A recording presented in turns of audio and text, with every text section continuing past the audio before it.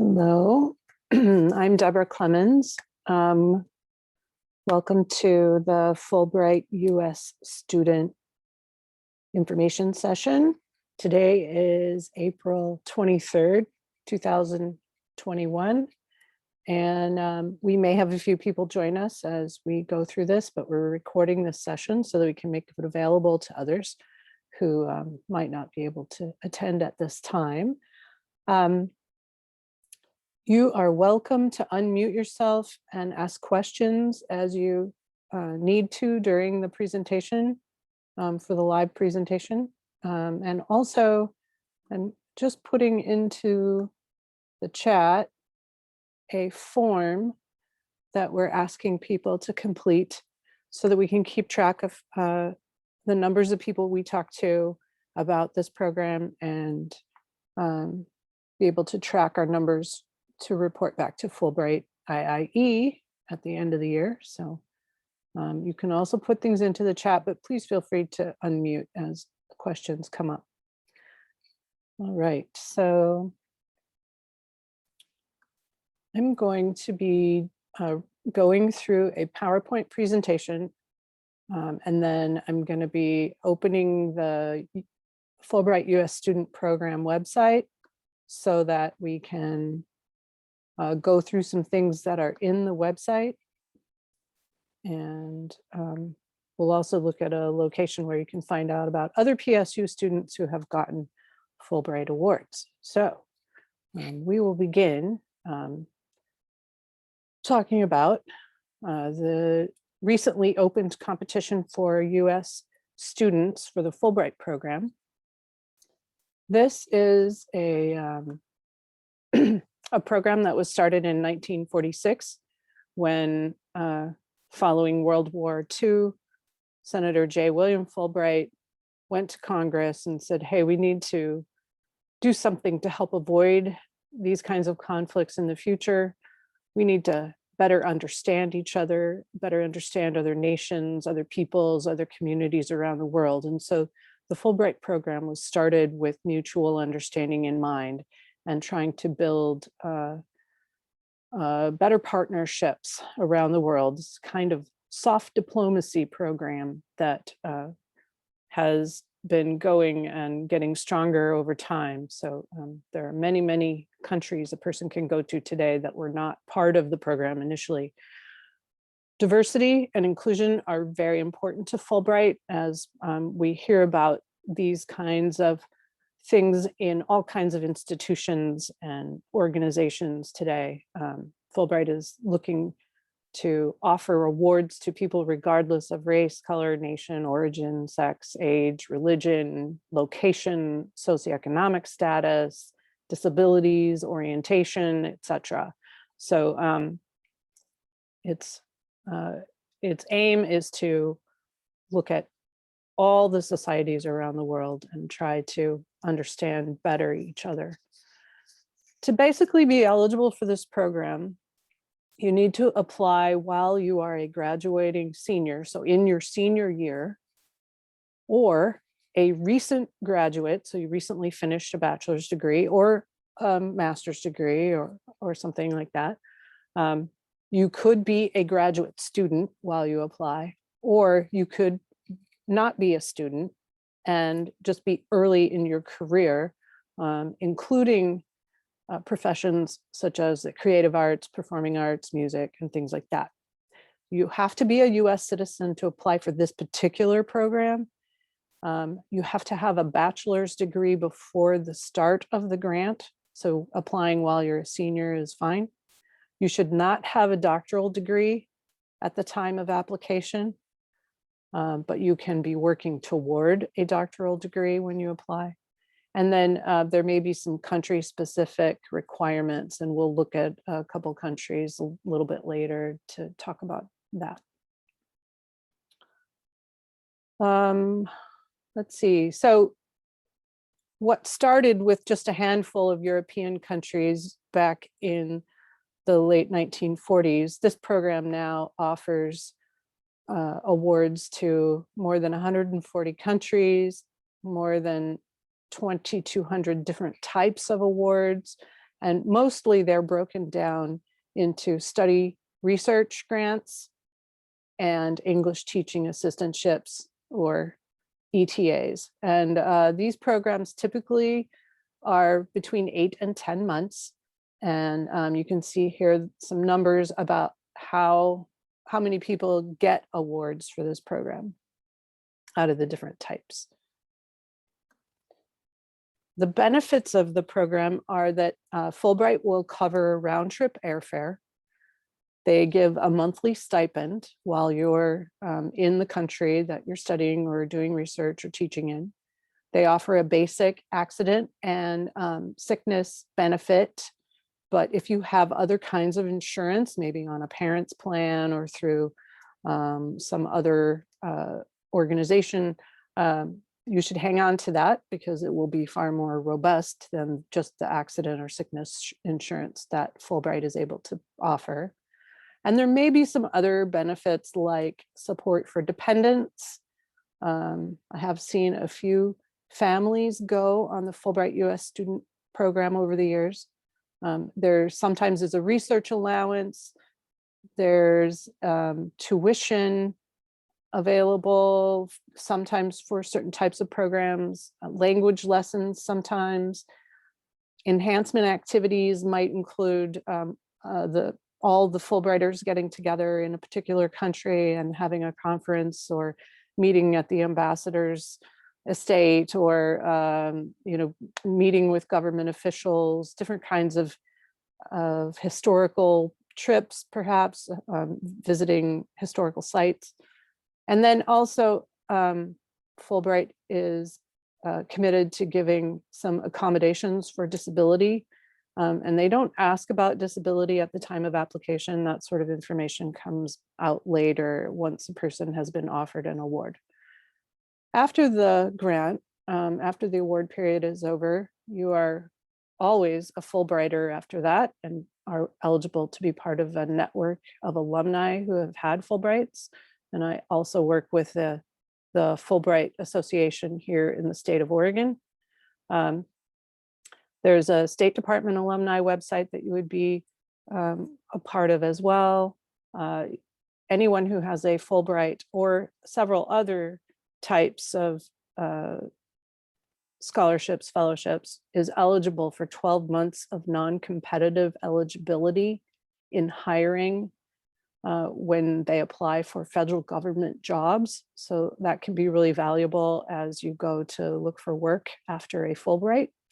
You would have a lifetime Fulbright email address and be able to be part of the Fulbright Association. Are there any questions at this point?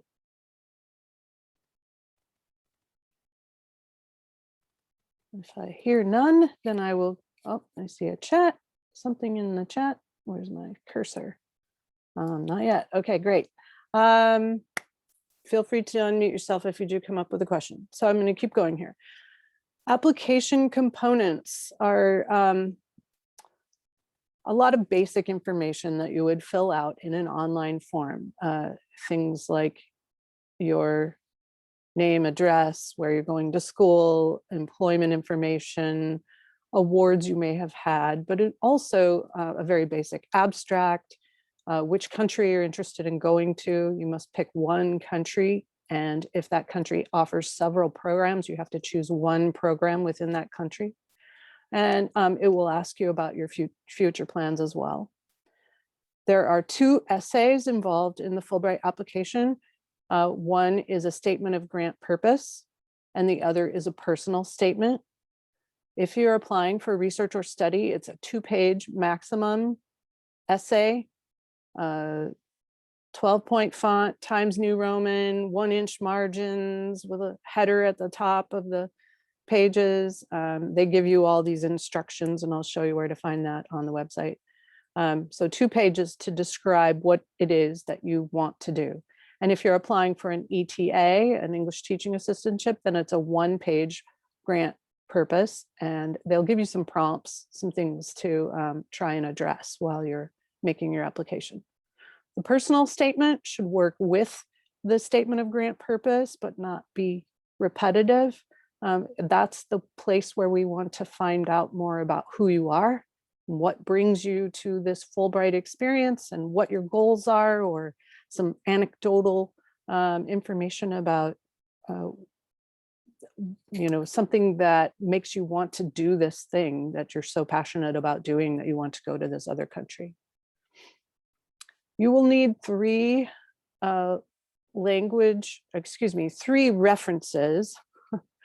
And you will put in an email address and name for the person that you've already talked to about doing a reference for you. And please have them submit your reference, your letter of recommendation, by September 8th, which is when we like to have all of the application materials completed and in your file. The system gives you an opportunity to say when the references are due, and we need those before we go to interview. Same with a language evaluation. If you're going to a place that has a preference for a particular language and you have some skill in that language, then you should try to get a language evaluation. If you have trouble finding somebody to help you with that, we can talk and I'll help work that out. Another thing that you're going to need is transcripts, and you can go to your PSU BanWeb transcript information and create a PDF of those transcripts that can be in your application. Some people prefer to use a PDF of the more official looking transcript that you get from the registrar's office. They are a little easier to read. It's up to you at this point. You don't have to have official transcripts at this early stage of the application, but if you're selected for an award, then they will ask for official transcripts. If you have taken classes at other institutions besides PSU, you will want to see if those course names and grades are on your PSU transcript. And if they are, then that's fine. But if, at least for the application process, but if those are not on the PSU application, you'll want to make sure to get transcripts from those other institutions. If you are applying for research or study, Fulbright countries typically want to see an affiliation letter, and I'll give you some information about what should be in an affiliation letter. But basically, that's different from a letter of recommendation or a reference. That's a letter. An affiliation letter comes from somebody in the country saying, yes, we would love to work with this student on this project or on this research or whatever it is. For some applicants who are applying in the arts, there will also be supplemental materials like slides of artwork that has been created, or pages from a creative writing sample, or a musical video of something that the student has created. So when Fulbright is looking at all these applications that come in, they're looking for proposals that are of a high quality and that are feasible. And so sometimes students aren't sure how to know when something is feasible. Some program proposals or project proposals come in and they're very big. And they need to be pared down. And so faculty advisors can help you figure that out if you feel like you're having trouble with that. They are your resource in this part of the proposal writing. They know what proposals should look like. They've probably written many of them themselves. They're going to also look at your academic and professional records. So how are your grades? What kinds of other activities are you involved with? Some different things around awards, perhaps. Any particular relevant work experience that may have occurred. Some different kinds of things like that. They're looking for personal qualifications. They're looking to see if you're prepared for the language of that country. Even if the country says that there's no language language requirement, it's often a good idea to prepare yourself and start learning some basic things, some polite language or how to ask for directions, just some real basic things that will help you. The more language you have over other people who have studied none of the language, the more likely you will be to succeed in getting a Fulbright.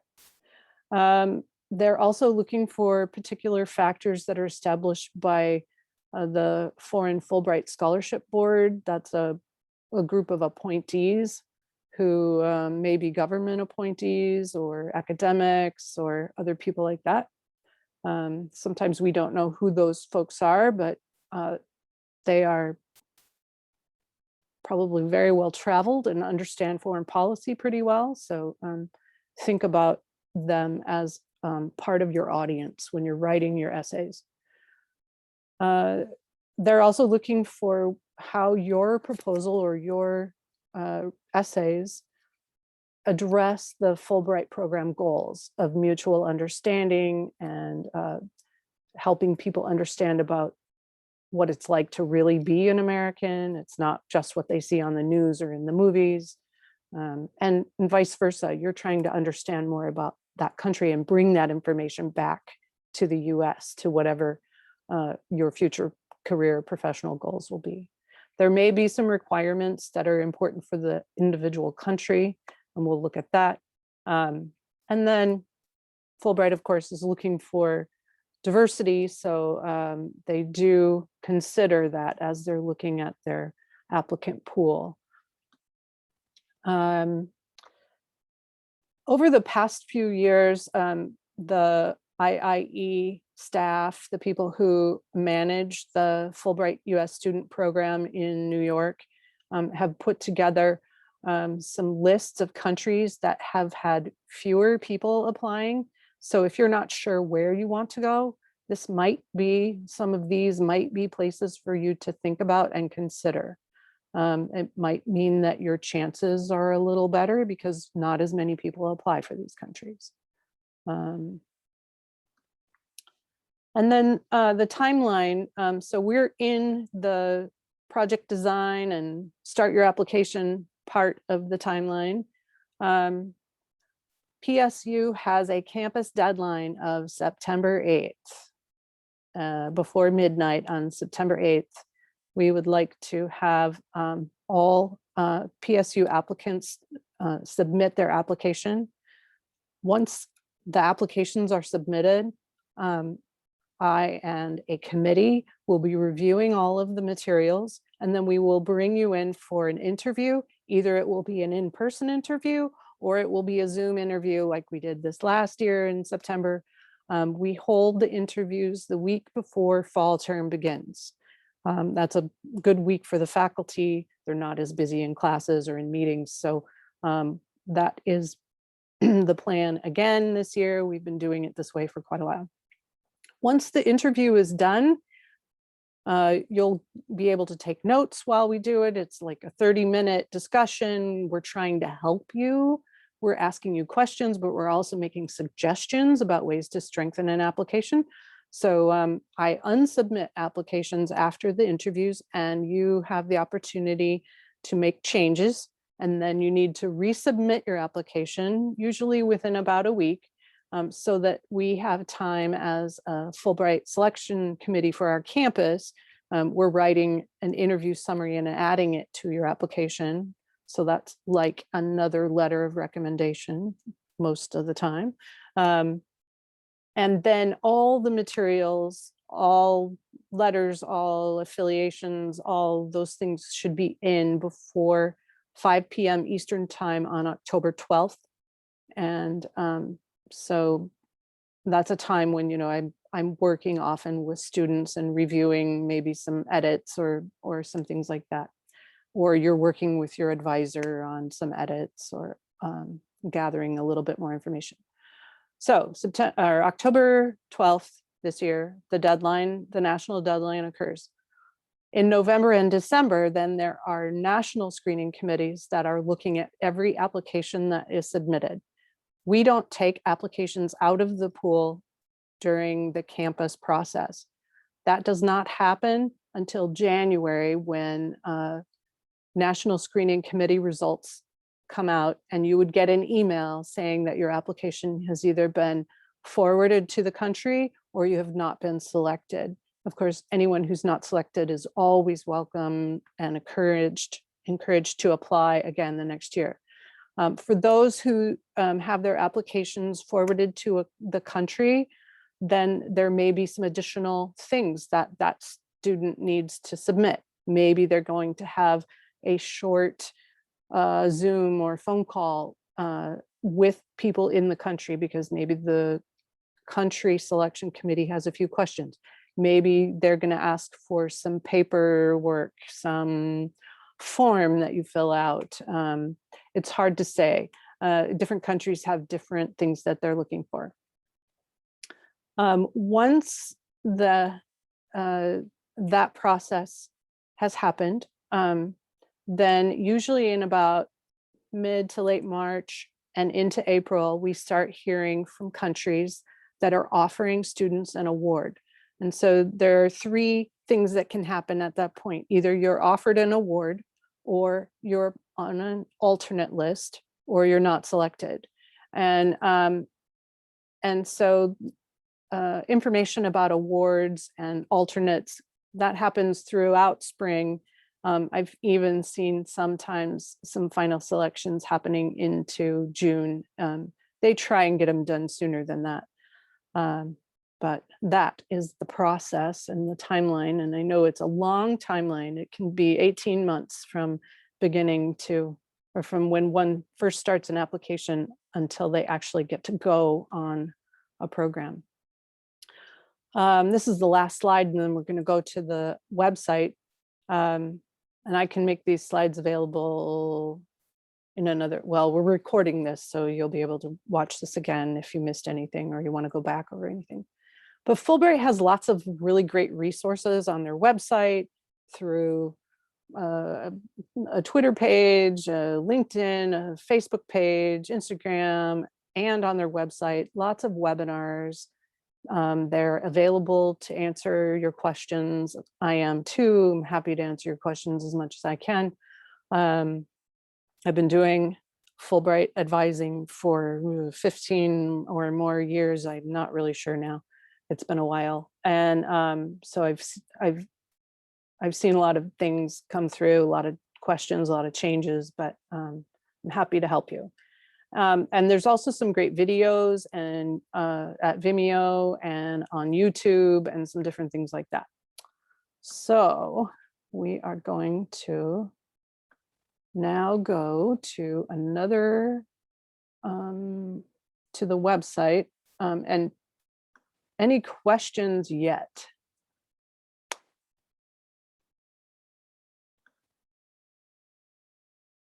And I also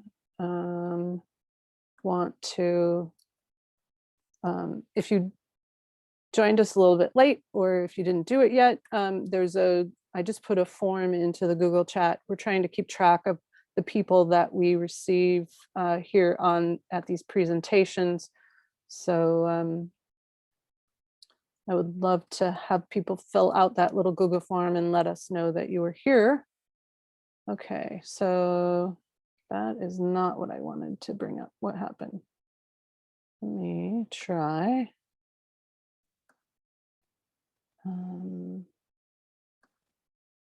This again. Okay, you should be seeing a website. Yeah, it's no problem coming in a little bit late. That's fine. This video will be available sooner or later on our website, and then you'll be able to go back and pick up anything that is missed. So this is the Fulbright U.S. Student Program website, and there are, get that out of the way. There are lots of things here to pay attention to. And so I'm gonna try to point out a few of them for you. The first thing I usually like to do is take people to the statistics and some information in the directory.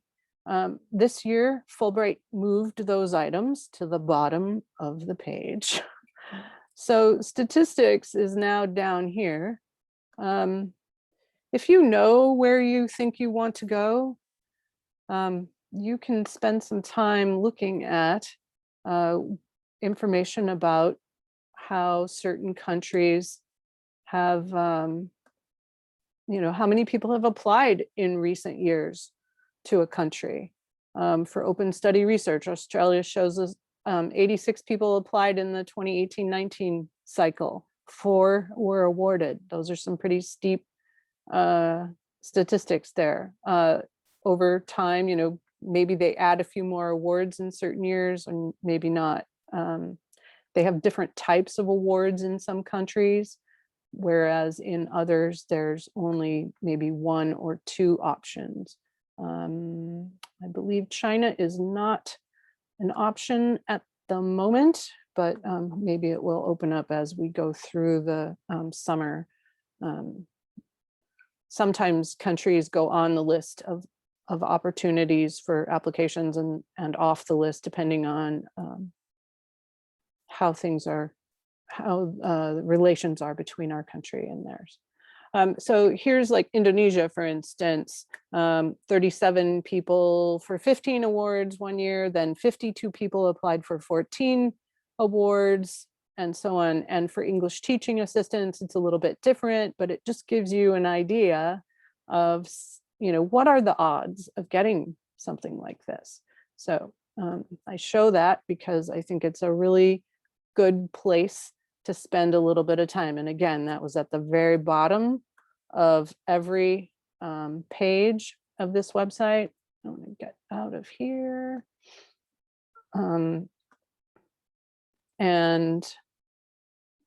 Also, there's a contact us link down here. So if you email me at clemensd@pdx.edu, I will do my best to answer all your questions.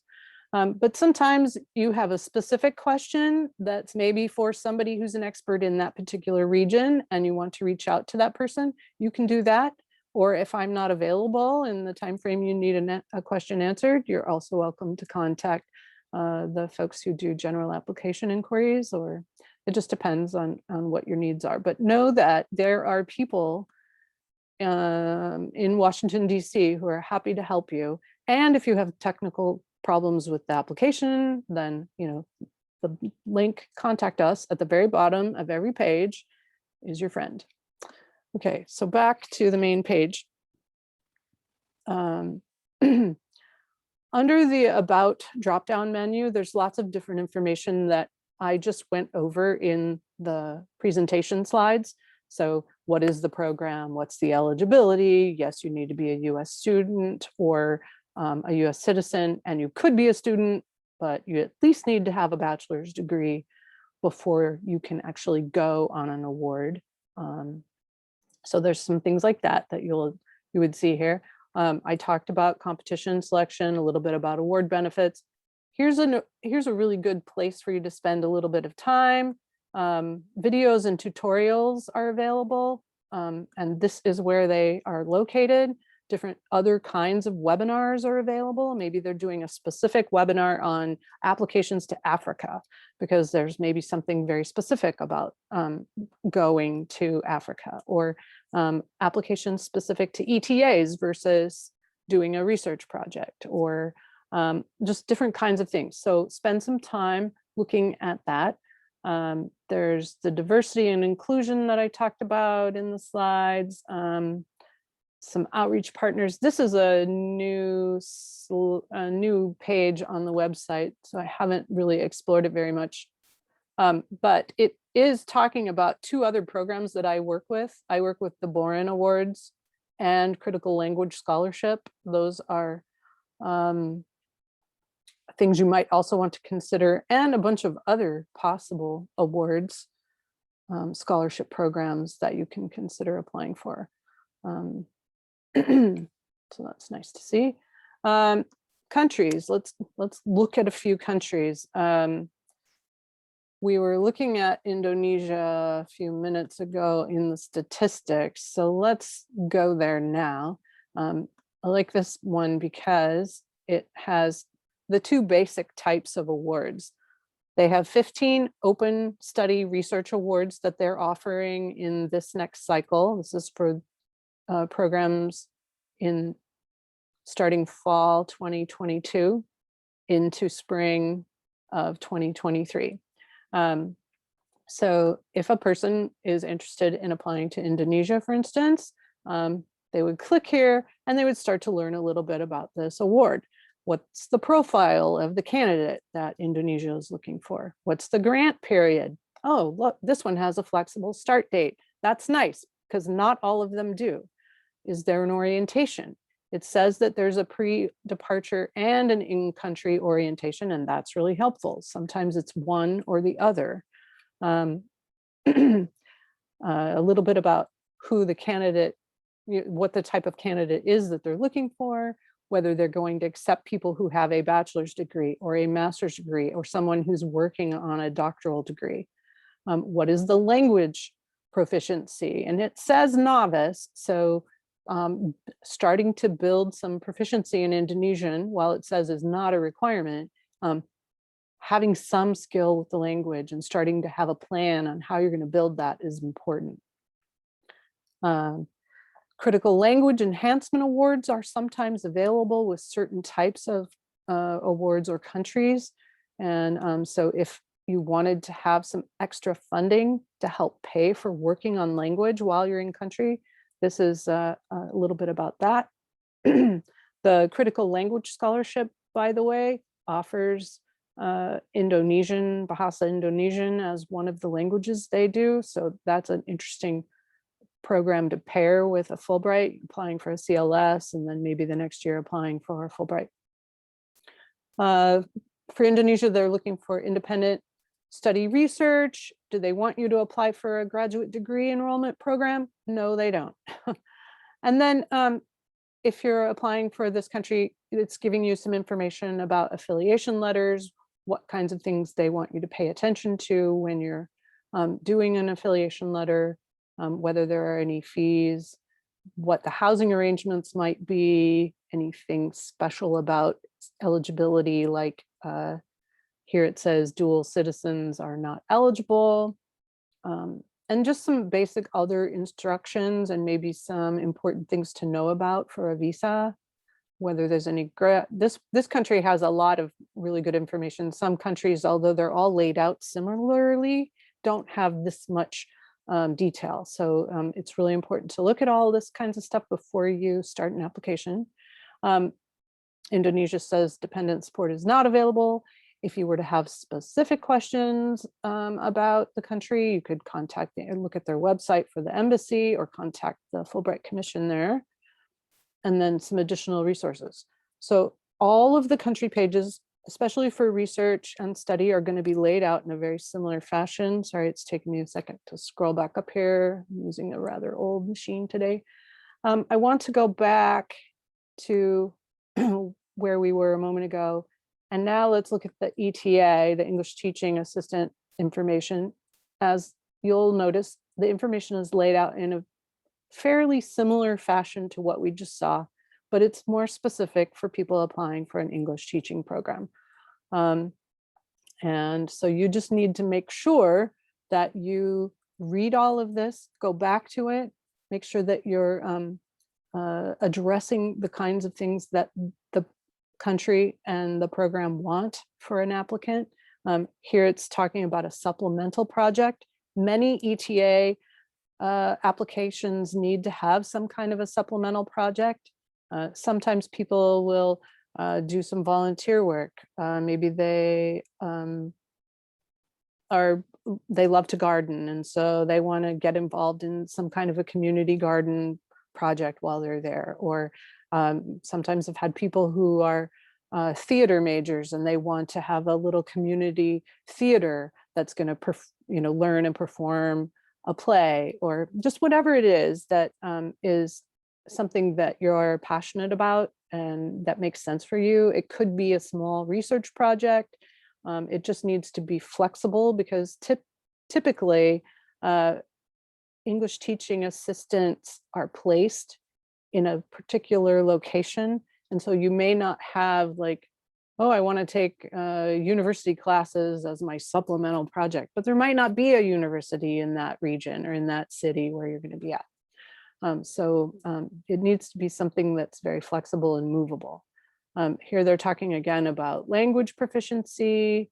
The Critical Language Enhancement Award is not available for ETAs, but it is for the other type of program. Talking about housing, usually English teaching assistants are placed in housing that may be with other Indonesians or with other students from other countries. It just really depends. Each country has different kinds of housing arrangements. What kinds of placements would you expect to have? Here it's talking about secondary education. And then just some basic information that they want you to know about, whether there's any restrictions and so on. They don't support dependents again, and some of that other resource information that we saw before. So get this to scroll up. There we go. So every country is going to have similar kinds of information, and you can either go by the map, or you can click on a particular region and click on the map, or you can just click on the name of the country and it will take you to all kinds of great information. But now I want to turn to the applicants tab, because this is where you need to spend some of your time. You can find some videos here. I encourage you to watch lots of those things, but getting started, it's just laying out the steps that you need to consider.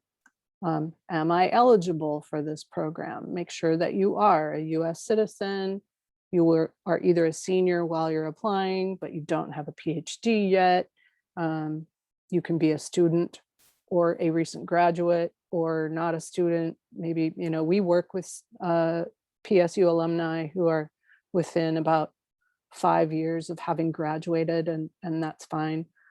Beyond that, typically after 5 to 7 years, Fulbright would say it's a good idea to apply as an at-large candidate instead of a institution candidate, but they do want people to go through the institutional process. So it's pretty helpful. What type of an application are you interested in applying for? Award type, different things like that. When you're ready to start an application, you would come here and it will take you to a system. I think it's called Slate, and it's only a couple years that we've been using that particular online program, and it will let you create a login and a password, and then you can keep going back and working on your application over the coming months. Types of awards, we've talked a little bit about that. Why is this not working? Okay. The basic types of awards are the Open Study Research and the English Teaching Assistantship, but there are also some other specialized awards like a Fulbright Fogarty in public health. This one is currently on a hiatus and probably will be back next year. So if that's something you're really interested in and you have a chance to wait, then that's a good idea. The National Geographic Storytelling Fellowship is an add-on. So you would need to apply for an Open Study Research Award. And then there's an option for you to say, yes, I also want to do the National Geographic. So read about that if that's interesting to you. And then we talked a little bit about critical language enhancement. It's also something in the application. You say, yes, I want to do that if it's an option for that country. And then it will give you another page and some information that you would fill in as part of the application process. If you didn't know how to find a Fulbright advisor at your institution, you could click here. So there's that information as well. Let's see, searching for awards. Some of these pages have changed a bit, so I'm kind of exploring a little bit too. Oh, okay, so this is a search function that allows you to say, oh, I want to go to this world region, or I'm interested in looking at these countries, or I have language proficiency in this language. And so it will show you some different options that you might consider, or I'm a master's student, so what's open to me? Or I'm only a senior about to finish my bachelor's degree, what's open to me? So that's a nice new function, award search. Application components. This is a pretty important place to spend some time, because this is going to help you write your essays and get all your materials together. So if you're applying for study research and you click on these different boxes to find out, okay, here's what they're going to ask me. I need to start pulling this information together. Some of it's pretty basic stuff. Program information. What is it that they're going to want you to be able to say about the program that you want to do? When you're ready to write your essays, and you should probably work on them over a period of time. The best proposals take probably a couple of months to write, but it's telling you for research study, 2-page grant purpose, basically talking about who, what, when, where, why, and how you're going to do this project that you're very interested in. And then they also give you some other pointers of things to talk about while you're writing this essay, some prompts to get you thinking about what it would be. I talked in the presentation at the very beginning about what a feasible project might be. Talk to your advisors, get your faculty to sit down and talk with you about what makes sense. How much of a project would you be able to actually do in a 9 or 10 month period? What kind of methodology are you going to use? These are all really important questions for you to consider. So the statement of grant purpose info is there. Affiliation letter, what needs to go in that? Who should be writing it? I'm also happy to answer questions about this. Sometimes an affiliation letter can be one of the most challenging things to get, unless you already have some good connections in that country. So I'm happy to brainstorm with applicants how to go about that. Here's some information about what Fulbright is looking for in a personal statement. The forms for foreign language evaluations are here. So you would want to provide your language evaluator with these instructions on how to do the language evaluation for Fulbright. And typically you want to have a language faculty who is like a tenured or tenure track faculty doing that. If you can't find someone, talk to me and we'll figure that out. I'll help you find somebody. For the 3 recommendation letters that you need, there's a lot of information here about that as well. They're giving you some ideas about who to have write for you. Typically, the basic information is it's somebody who knows you well, or as well as possible. Usually it's faculty, but it might not be a faculty member. It might be, maybe one of the 3 will be someone that you've worked with in a job or on a project or a volunteer experience that's relevant to what you're applying to do. I'm happy to talk with people about how to find the right recommenders as well. And then there's some instructions for those people that you're going to want to share. While it says here that recommendation letters and language evaluations are due October 12th, that's true, but we like to have them by September 8th in order to have all of your materials in your file when we go to do the campus interview. So September 8th is the preferred date to give them to get those documents in. They give you some information on transcripts, what they're looking for, how to upload them into the application, and then of course some ethical requirements about applying for competitive national, international fellowships like these. So that's all just the components section. That's a lot of stuff. There's some checklists here. One of the people that works with me and helps with Fulbright interviewing and writing interview summaries, she loves checklists. She thinks these are just the bee's knees. If you were applying for a different kind of an application too, while I was in components, I should just point out there's certain kinds of application components that are specific to English teaching assistants that are not part of the study research, or things that are part of an arts program that would not be part of, say, an English teaching.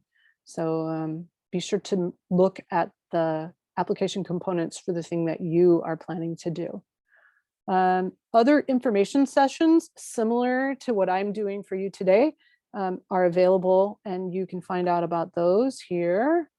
Looks like they're doing one on climate change and environmental justice. Something is happening at different institutions. Sometimes other institutions will have their materials listed here as well. Upcoming and past events. It's sometimes useful to look at that. Some of these are more geared for people like me. But that's a good resource as well. And when you're ready to do the application, you would click. We saw it somewhere else. Where did we see it? I can't remember where we saw it, but it's also right here at the bottom of the applicants drop-down menu. If you receive a Fulbright, then this drop-down menu is very important to you. Because it gives you lots of forms and information that you would have to go through as a selected Fulbrighter. As alumni, you can look here. Maybe you also are interested in who had a Fulbright to a particular country. And so the grantee directory is very slow. I like to look at this, but we might not get it to go today. Oh, here we go.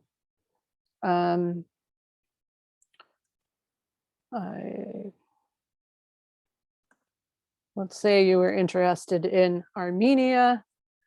Let's do a search just on Armenia. And we see that there are 65 people in the system, in the directory system, that have had awards to that country. And this just tells you a little bit about where they were from and what kind of a thing they did.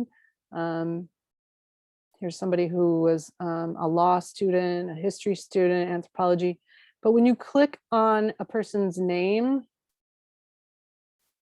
well, that's not working, is it? It usually will tell you, try another one. This site might not be working as well right now. It used to give you, in the summary, it used to give us the name of their proposal. And sometimes that's interesting to look at to see what other people have done or what they've proposed to do. Sometimes we would have people look here because maybe you're looking for an affiliate. Maybe you see somebody is doing a project that's kind of similar to something you want to propose, and you're trying to find someone to be your affiliate. Sometimes reaching out to former Fulbright awardees can be helpful. There's information here about finding Fulbrighters, and this drop-down menu is really more for me. Let's see. I do want to say one thing about previous experience in a country. And if you have studied abroad while you were in your undergraduate program and you want to go back to that country, that's fine, no problem. Feel free to apply. If you lived in that country for more than 6 months for some other reason, maybe you worked in that country for a while and now you're back in the US and now you want to go back to that place and do a Fulbright,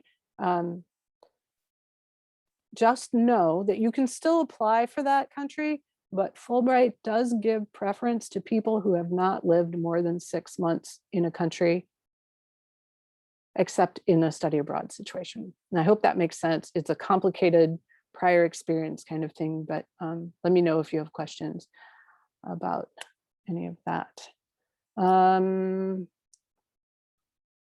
I think I'm kind of near the end of my spiel, and that's a lot of information, but do you have any questions for me?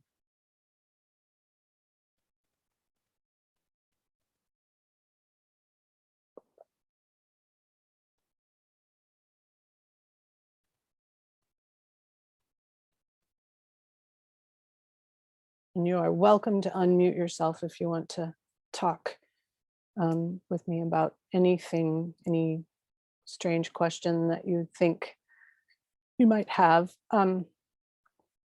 Also, people will email me and ask questions. Sometimes people will send me drafts of their essays and I will read them and give feedback. Usually it takes me a few days to get to things like that. And I like to see essays at least a week before the September 8th deadline, because by the time we get into September, things start to get pretty busy and I might not get a chance to read and reflect and respond with thoughts about essays. But I am happy to read for applicants in advance of the deadline of September 8th, our campus deadline. That's awesome. Yeah, thanks. I'm sorry I came in a little bit late. I might have missed this in the beginning. Are there opportunities to talk to either you or someone else, like one-on-one about our thoughts and ideas about applying? Absolutely.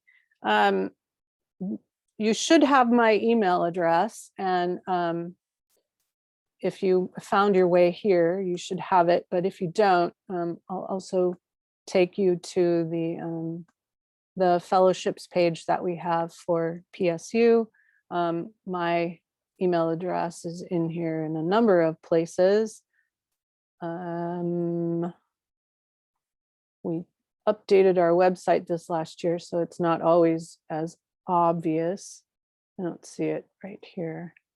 My email is clemensd@pdx.edu. My last name, first initial, pdx.edu. But also, this is a really great page to look at yourself for information about past recipients of this Fulbright program who are from PSU. We know of 2 people so far this year who applied last fall who are going on awards, both doing ETA awards, but we've had a number of people get Fulbrights to countries for research and study. And this is not an exhaustive list, but it's really great to sometimes see, hey, look at all these people from PSU who they thought they would never win an award either, but here they are. So we've had some really interesting proposals come through from folks. And I also work with the Boren and the CLS, which I mentioned before. And so those pages are also up here. You can learn a little bit more about those. We also have opportunities for faculty to do Fulbright. We have opportunities for people from other countries to come to the United States to do Fulbright. So there's lots of different parts.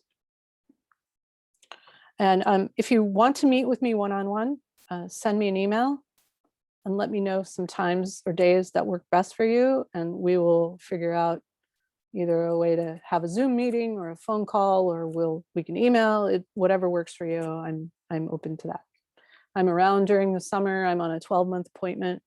I also, besides doing some fellowship work, I also am the finance officer for the International Affairs Office. So I'm around doing budgets and closing the books for the fiscal year during the summer. So things like that.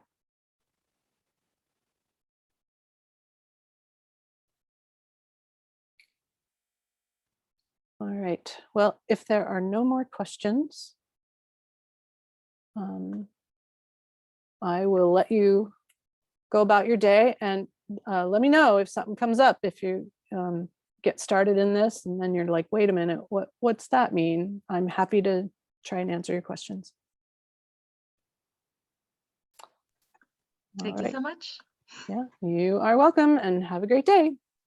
Thank you. Bye.